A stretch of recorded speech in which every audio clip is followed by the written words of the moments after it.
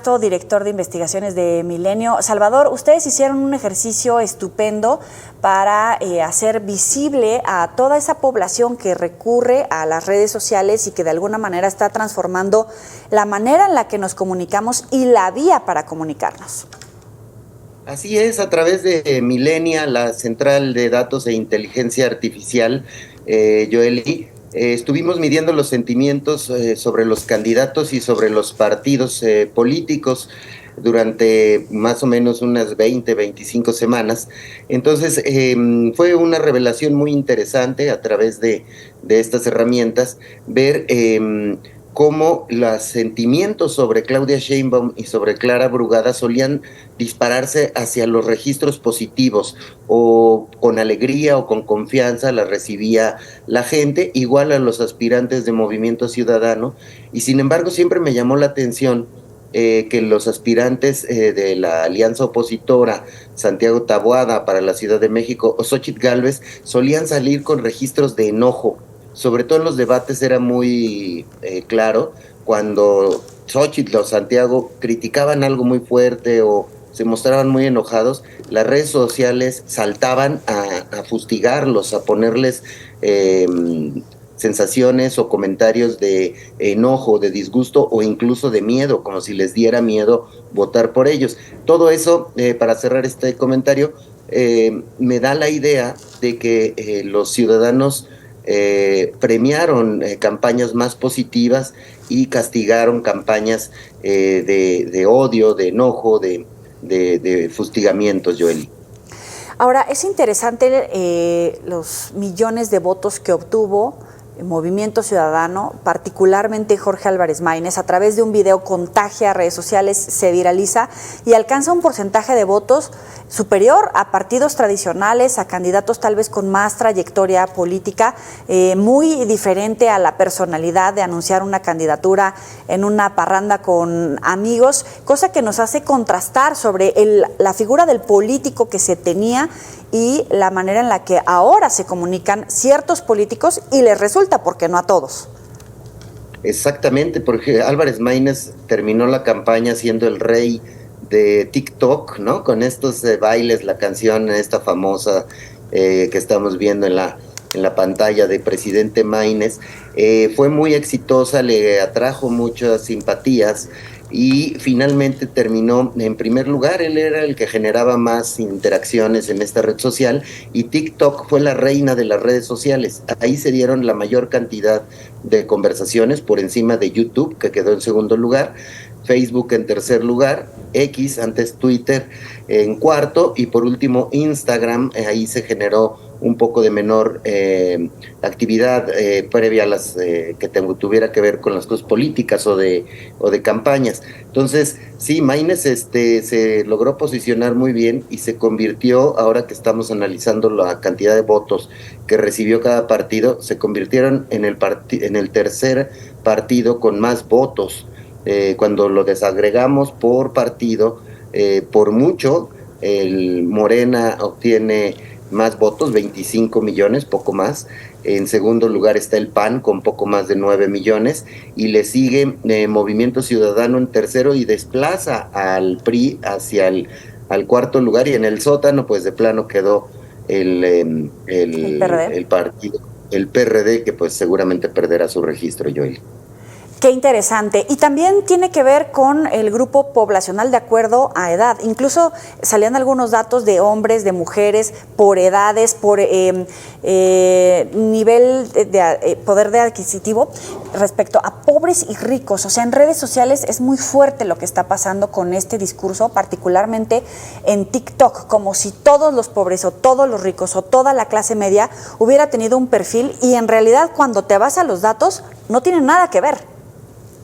No, según la encuesta esta muy interesante que sacó el Financiero,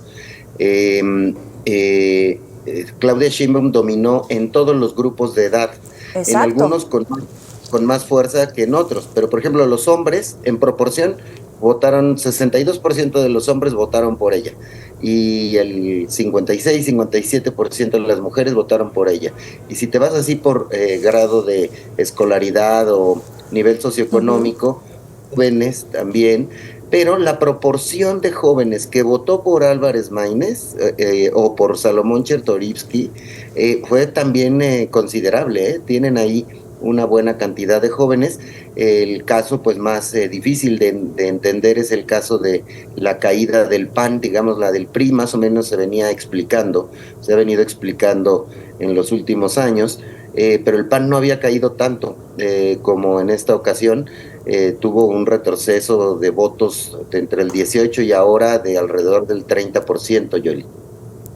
Qué interesante. Y con las candidatas punteras, tanto con Claudia como con Xóchitl, ¿cómo fue su desempeño en redes sociales con este grupo que va creciendo y que seguramente las elecciones de aquí en adelante va a ser uno de los grupos más fuertes para definir los resultados?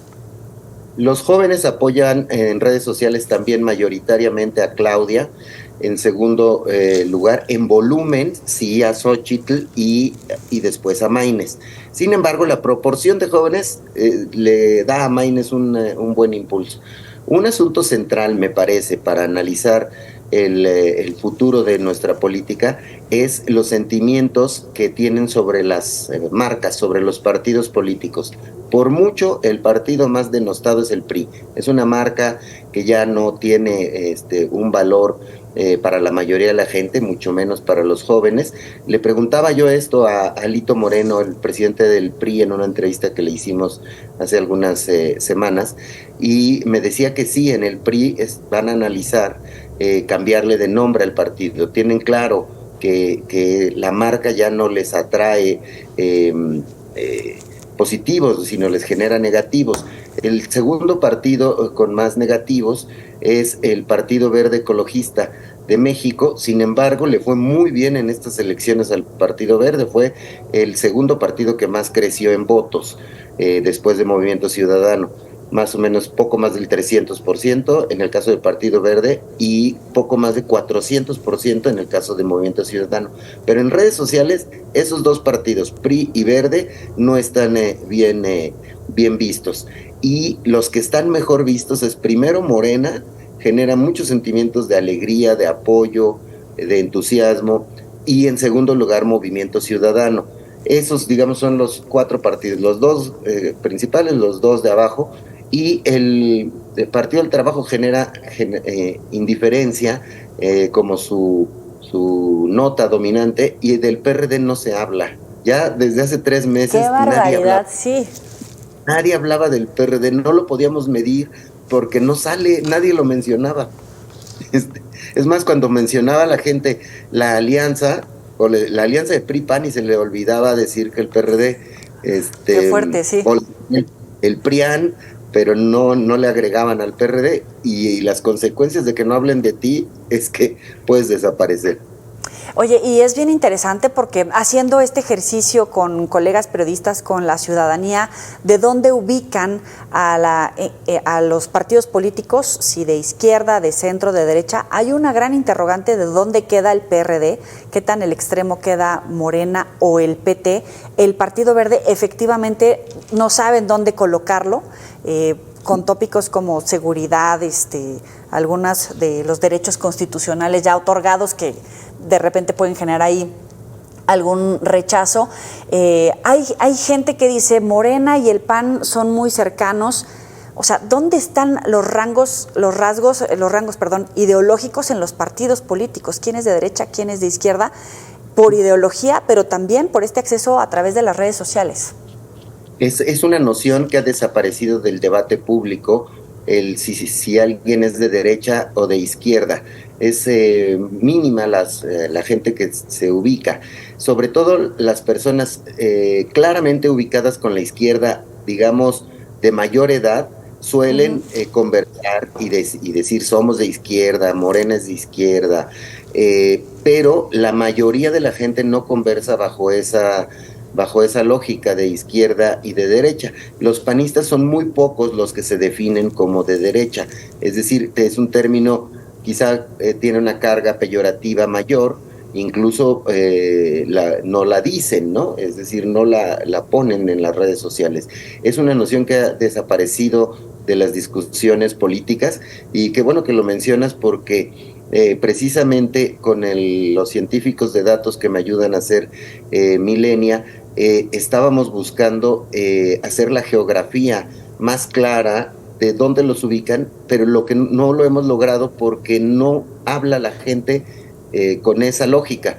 En cambio, una encuesta nos podría arrojar más claridad de eso. Las que yo he revisado, ha crecido la cantidad de gente del 2018 para acá que se identifica con la izquierda o que se dice abiertamente obradorista, sobre todo entre los jóvenes, obradorismo más que de izquierda. Es decir, la ecuación obradorismo-antiobradorismo estuvo más presente en esta elección que en la noción de izquierda y derecha. La gente, si estaba con AMLO, votó a favor, y hubo una cantidad de voto oculto a favor de AMLO, de Claudia y de Brugada y de los candidatos de Morena, muy grande, ese tema del voto oculto que se esperaba o se presagiaba caería en el lado del frente opositor, cayó en el lado del frente oficialista. ¿Por qué? Porque no salieron a votar los simpatizantes del PAN y del PRI, no lograron movilizar a sus bases. El PRD pues tiene pocas bases, si mal no recuerdo, va a tener menos votos que los militantes que dice tener. Entonces, ahí hay un análisis también muy interesante de cómo no lograron movilizar a su gente, a sus bases, a su voto duro, el PAN y el PRI. Es interesante este fenómeno que estamos viendo, porque tú decías que habían platicado con Alito Moreno y él planteaba la posibilidad de cambiarle el nombre del partido. ¿Será que hay más bien un rechazo a personajes, en este caso como Alito Moreno, más allá del logo que le pongan? O sea, si se pone el nombre que sea, pero Alito ya no es... tiene su coto de poder, pero ya no tiene un buen recibimiento por parte de los votantes, en contraste que lo que puede pasar con López Obrador, que como bien dices, no es la izquierda, sino el personaje particularmente, y no necesariamente eso se va a heredar, a menos que pase lo que ha sucedido con el voto oculto para Claudia, para Clara, etcétera. Sí, medimos los lugartenientes, los alfiles le pusimos en el reportaje, los alfiles de Claudia y los alfiles de Xóchitl, qué tantos sentimientos positivos o negativos generan, y salían súper mal evaluados Alito Moreno, Marco Cortés, Jesús Zambrano, salen con un nivel de negativos altísimo y un nivel de positivos muy bajo, de menos de un dígito, es decir, de menos de 10% sus positivos. Los mejor evaluados del lado de la oposición eran Enrique de la Madrid y Lili Téllez estaba bien evaluada en algún momento de la campaña, pero también sus negativos son muy grandes. Lili Téllez dividía mucho las opiniones. Kenia López Rabadán, muy mal evaluada, es decir, Max Cortázar, mal evaluado, los expresidentes en el sótano de las evaluaciones negativas, y en cambio, para el caso de Claudia Sheinbaum, Renata Turrent le aporta un montón de positivos. Es muy querida por las redes sociales, igual que Tatiana Cloutier, por ejemplo. Marcelo no está mal evaluado, está también entre los personajes de los que se habla bien, y tiene ahí una serie de personajes que se acercó como sus voceros, que son estos casos de Renata Turrent o de Tatiana Cloutier, que le dieron positivos. Fernández Noroña es bien evaluado en un sector, pero es casi un rockstar en los sectores de izquierda o más populares también, pero es mal evaluado en los entre la gente de amplio poder adquisitivo o que se define claramente panista, sobre todo entre panistas es bastante mal evaluado. Entonces, digamos que otro de los factores de esta votación arrasadora que vimos es los personajes de los que se rodearon, ¿no? Beatriz Paredes también está bien evaluada del lado opositor, pero no la vimos mucho en la campaña, es decir, en cuanto perdió, como que se ocultó, se fue a Veracruz a apoyar a Yunes, pero no la vimos muy cerca de Xóchitl. Yo creo que le hubiera podido generar más apoyos, y Kenia López Rabadán es otro de esos casos que le daba apoyo, pero solo entre panistas. Y los no panistas no la quieren nada, la ven como una persona conflictiva, argüendera, es decir, hay unos niveles de odio por estos personajes. A mí me parece increíble que sé que tienen asesores de este tipo de temas los partidos, pero que no les hagan caso, ¿no? Claro. No, y es interesante porque nos está diciendo muchísima información, estos datos a los medios de comunicación, a los que realizan campañas, a los partidos políticos, a los propios candidatos. Salvador Frausto, como siempre, qué placer platicar contigo. Muchísimas gracias. Joely, un gustazo siempre platicar contigo. Buenas noches. Buenas noches.